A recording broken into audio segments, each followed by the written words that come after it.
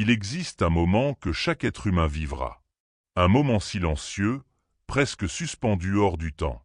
Un moment où l'on entendrait presque l'écho de sa propre âme, comme si tout le bruit de la terre se retirait d'un coup. Plus de tâches à accomplir, plus de pensées agitées, plus de lutte contre l'horloge qui tourne. Tout s'arrête soudainement. Et dans cet arrêt, quelque chose de plus profond commence. Il y a des choses que personne ne peut éviter. Pas même les puissants, pas même les sages, pas même les enfants. Ce moment, ce passage, n'appartient pas à une catégorie de gens. Il appartient à l'humanité entière. Et pourtant, c'est le sujet que l'on repousse le plus. Celui dont on détourne le regard. Celui que l'on préfère ne jamais évoquer, comme si le silence pouvait en effacer la réalité. La Bible dit « L'homme marche vers sa demeure éternelle ». Ecclésiaste 12h5, une phrase simple. Mais elle porte en elle un mystère immense. L'homme ne court pas. Il ne se précipite pas. Il ne tombe pas dans l'éternité. Il marche. Comme si chaque jour, chaque choix, chaque pensée, chaque geste était un pas discret vers un lieu invisible. Ce passage n'est pas un saut dans le vide. C'est une traversée. Un transit entre deux mondes. Entre ce que les yeux peuvent saisir et ce que l'âme seule peut comprendre. L'invisible est souvent plus réel que ce que l'on touche. Mais pour beaucoup, ce monde invisible ne devient réel que lorsque le voile commence à se déchirer. Pourtant, rares sont ceux qui préparent leur cœur à ce voyage. On prépare un déménagement en faisant des cartons. On prépare un voyage lointain en listant ce qu'il faut emporter. On prépare une fête, un événement, un projet avec soin, anticipation et réflexion. Mais pour le passage le plus important de l'existence, celui qu'aucun être ne peut éviter, le cœur reste souvent à l'abandon.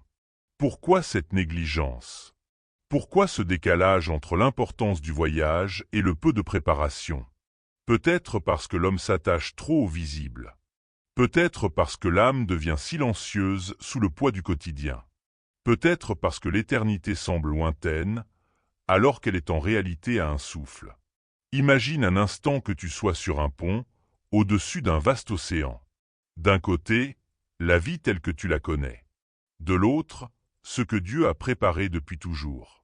Le pont, c'est le moment de la mort. Mais ce pont n'est pas fait pour effrayer. Il est fait pour rappeler que rien n'est permanent, sauf l'âme. Et toi, oui, toi qui entends ces mots, tu marches toi aussi vers ta demeure éternelle.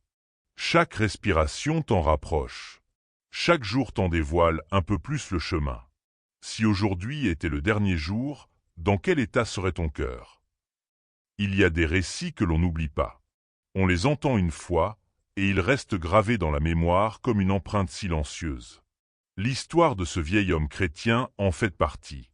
Il était là, étendu sur son lit, le souffle fragile, mais les yeux ouverts vers quelque chose que personne d'autre ne semblait voir. Son fils, assis près de lui tenait la main, cherchant à offrir une présence rassurante. Et soudain, le vieil homme a souri. Un sourire calme, presque lumineux. Puis il a murmuré « Je les vois, ils viennent me chercher ». Dans la pièce, rien n'avait changé. Pas de lumière surnaturelle, pas de mouvement étrange, pas de phénomène visible. Mais son regard, lui, fixait une réalité que son fils ne pouvait pas percevoir. Cet instant révèle quelque chose de profond. Le passage vers l'invisible est parfois perçu par l'âme avant même que le corps ne s'arrête complètement. Comme si une porte s'entr'ouvrait légèrement, laissant filtrer un éclat venu d'un autre monde. La Bible dit « Le moment où le corps se sépare de l'esprit », Jacques 2h26 autrement dit, le départ n'est pas une annihilation, mais une dissociation. Le corps cesse, mais l'esprit continue. Ce que l'on oublie souvent, c'est que la mort n'est un rien. Elle dévoile. Dans ce moment unique, l'âme sort du corps comme l'oiseau s'envole de sa cage. L'image est douce, paisible, presque poétique. Pourtant, elle porte un sens profond. Une cage limite. Mais un oiseau a été créé pour voler. Ainsi, l'âme retrouve soudain l'espace pour être ce qu'elle était réellement destinée à être. Elle entre alors dans une dimension que les Écritures décrivent sous différents termes, chacun révélant un aspect particulier de cette étape. Jésus parle du séjour des morts dans Luc 16, 22-23, un lieu de conscience, de souvenir, d'existence réelle après la vie terrestre. Il parle aussi du paradis dans Luc 23h43, un lieu de repos, de lumière, de proximité avec Dieu. Et dans l'histoire de Lazare, l'Écriture évoque le sein d'Abraham, Luc 16h22, symbole d'accueil, de paix, de réconfort. Ces expressions ne sont pas des métaphores vagues. Elles montrent la continuité de la conscience dans l'au-delà. Selon Jésus, l'âme ne dort pas. Elle ne se dissout pas. Elle n'entre pas dans un néant froid. Non. Elle continue. Elle perçoit, elle observe, elle ressent. Une personne, à la frontière entre la vie et l'éternité, a un jour déclaré « Je n'ai jamais été aussi consciente que lorsque j'étais entre ici et là-bas ». Sa phrase rejoint les paroles du Christ. L'âme n'est pas un nuage de vapeur qui s'efface. Elle n'est pas un souvenir. Elle est une personne. Elle est toi. Sans le masque du corps. Sans les filtres imposés par la matière. Sans les distractions du monde. Et alors surgit une question essentielle. Une question que personne ne peut éviter. Si tout ce que tu es vraiment restait, sans rien de matériel pour te cacher, qu'est-ce qui apparaîtrait ? Il existe une parole de Jésus qui résonne comme une promesse chuchotée à l'humanité entière. Au brigand repentant, un homme dont la vie semblait perdue, il a dit « Aujourd'hui tu seras avec moi dans le paradis ». Luc 23h43. Cette phrase ne décrit pas seulement une destination. Elle révèle une présence. Un « avec moi » qui change tout. Un accueil. Un compagnonnage. Un regard qui nous attend au-delà du visible. Beaucoup imaginent le ciel comme un lieu lointain, un décor céleste ou un espace immobile. Mais les premiers pas de l'âme dans l'invisible ne commencent pas par un lieu. Ils commencent par quelqu'un. Il y a l'histoire de cette femme qui, après une expérience de mort imminente, tenta de décrire l'indescriptible. Elle dit « Je n'ai pas d'abord vu un lieu. J'ai d'abord senti une présence. Je savais que j'étais connu entièrement et aimé d'un amour que je n'ai jamais trouvé sur terre. » Ce témoignage, comme tant d'autres, pointe vers une vérité que l'Écriture enseigne depuis toujours. L'accueil est personnel. L'invisible n'est pas un espace froid. Il est habité. Il est rempli de regards, de présence, de lumière. Les Écritures confirment cette réalité. Les anges de Dieu emportèrent Lazare. Luc 16h22, il ne partit pas seul. Il ne flotta pas dans un vide sans direction. Il fut accompagné, guidé, entouré, comme un voyageur que l'on prend par la main pour l'aider à traverser un pont lumineux. On imagine parfois les anges comme de simples symboles, mais Jésus parle d'eux comme de messagers réels, actifs, présents dans les instants où le ciel s'ouvre. Et si l'on réfléchit profondément, cette idée d'un accueil n'est pas surprenante. Dieu ne laisse pas ses enfants entrer dans l'éternité comme des inconnus. Il ne laisse pas une âme marcher seule dans la plus grande transition de toute son existence. Dès que le souffle s'arrête, dès que la frontière s'ouvre, quelqu'un vient. Quelqu'un reconnaît l'âme. Quelqu'un l'attend. Et cette réalité change tout. Mais la grande question demeure. Qui trouve-t-on à la fin du chemin? Est-ce un être de lumière? Est-ce un ange? Est-ce Jésus lui-même? Ou est-ce simplement le silence? La réponse dépend du choix que l'on fait durant la vie. Pas du choix d'une religion, ni d'une performance morale, mais du choix d'un cœur tourné vers la lumière ou détourné d'elle. Toute existence terrestre est une marche. Une marche vers quelqu'un. Une marche avec quelqu'un. Et là où se termine la marche, celui que tu as suivi devient celui que tu retrouves. La vie entière n'est en réalité qu'une préparation discrète à cette rencontre. Certains marchent avec l'amour de Dieu sans toujours comprendre qu'il est juste à côté. D'autres marchent seuls, s'éloignant sans s'en rendre compte. Et d'autres encore marchent en sachant exactement où conduit le chemin. Ce sont ceux qui reconnaîtront la voie qui les appelle dans l'invisible. L'accueil n'est pas une surprise pour l'âme.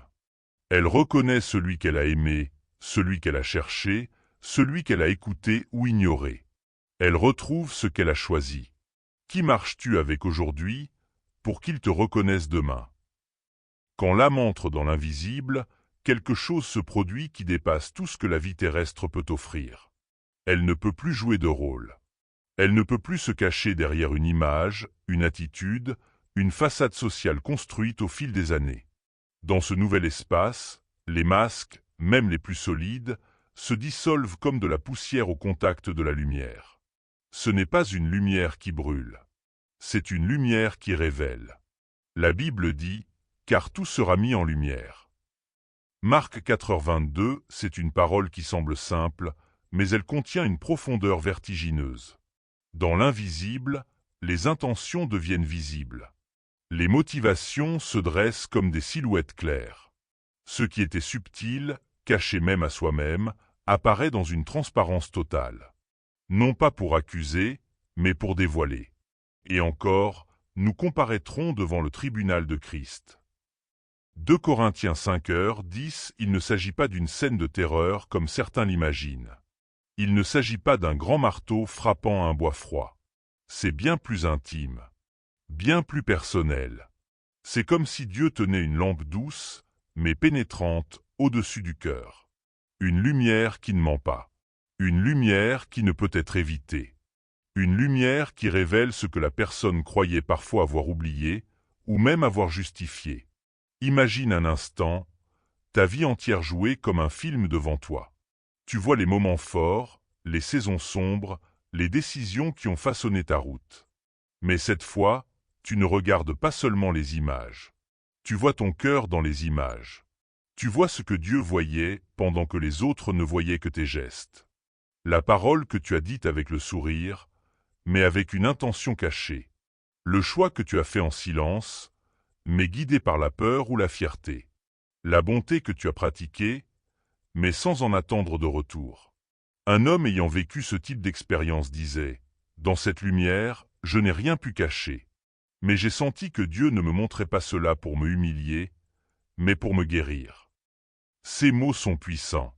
Ils contiennent une vérité que tant de croyants ignorent. La lumière de Dieu n'est pas un tribunal d'accusation. C'est une lumière médicale. Une lumière qui cherche la guérison, pas la honte. Dans cet instant où l'âme se voit enfin telle qu'elle est, un étrange mélange peut naître. Une forme de nudité intérieure, mais aussi un immense soulagement. Comme si tout ce qui était trop lourd, trop ancien, trop enfoui, pouvait enfin être posé devant Dieu. Sans peur, sans fuite, sans justification. Rien n'est plus libérateur qu'une vérité dévoilée dans l'amour. La lumière de Dieu n'expose pas pour condamner, mais pour transformer. Elle montre la faille, puis offre la guérison. Elle montre la blessure, puis propose la restauration. Elle montre le péché, puis rappelle la grâce. Il n'y a aucune autre lumière comme celle-là. Si Dieu te montrait aujourd'hui ton cœur, est-ce que ce serait un moment de paix ou un moment de crainte? La Bible ne laisse aucune zone grise. Il est réservé aux hommes de mourir une seule fois, puis vient le jugement. Hébreux 9h27. Autrement dit, pas de réincarnation, pas de seconde tentative, pas de retour en arrière. Quand l'âme arrive devant Dieu, 2 réalités seulement se présentent. 1. La présence de Dieu, la vie éternelle. Pour ceux qui ont cherché la lumière, qui ont ouvert leur cœur à Jésus-Christ, qui ont accepté sa grâce. Alors une voix se fait entendre, la plus douce et la plus puissante de l'univers. Bien, bon et fidèle serviteur, entre dans la joie de ton maître. Matthieu 25, 23. C'est l'accueil que tous les disciples espèrent. La joie du Père, la paix parfaite, l'amour sans fin. 2. La séparation, loin de la présence de Dieu. Pour ceux qui ont refusé la lumière, préféré l'indifférence ou repoussé l'amour de Dieu. À cela, Jésus dit ces paroles terribles. « Éloignez-vous de moi, je ne vous ai jamais connu. » Matthieu 7h23. L'enfer, ce n'est pas d'abord un feu, c'est l'absence de Dieu, l'absence de sa lumière, l'absence de son amour, l'absence de toute espérance. Un lieu où l'âme ressent enfin ce qu'elle a choisi pendant sa vie, vivre sans Dieu. Si l'éternité continue simplement la direction dans laquelle ton cœur marche déjà, vers où marches-tu vraiment? Dieu n'a jamais voulu que l'homme franchisse le seuil de la mort dans la panique ou l'incertitude. Son désir n'a jamais été la peur, mais la paix. Je mets devant toi la vie et la mort. Choisis la vie. Deutéronome 30, 19. Dieu appelle chacun à être prêt, à vivre avec une âme paisible, avec un cœur en règle, avec la certitude d'être attendu de l'autre côté. Un pasteur disait un jour, « Pour celui qui marche avec Dieu, la mort n'est pas une fin, c'est une porte. » Et Jésus lui-même a donné cette assurance incomparable. « Je suis la résurrection et la vie. Celui qui croit en moi vivra, même s'il meurt. » Jean 11h25. Alors, comment préparer son cœur? C'est simple, mais profond. Pardonner. Revenir à Dieu. Renoncer au péché. Choisir la lumière. Suivre Jésus, non pas seulement avec les lèvres, mais avec la vie. C'est là que commence la vraie paix. C'est là que se construit l'éternité. Si Dieu t'appelait aujourd'hui, voudrais-tu qu'il te trouve tel que tu es en ce moment? L'invisible n'est pas quelque part, perdu aux confins de l'univers. Il n'est pas séparé de nous par des millions de kilomètres. Il est juste derrière le voile. La mort n'est pas l'ennemi de celui qui appartient à Dieu. Elle n'est pas une fin brutale, ni une disparition. Elle est un passage, une transition, un seuil que l'on traverse pour entrer dans la réalité ultime. Une réalité où la lumière ne s'éteint plus, où la souffrance n'a plus d'emprise, où chaque larme déposée sur terre trouve sa réponse dans les bras du Seigneur. Ainsi nous serons toujours avec le Seigneur. 1 Thessaloniciens 4h17. Alors la vraie question, celle que personne ne peut éviter, celle qui résonne au plus profond. Et toi, ton âme est-elle prête pour ce voyage?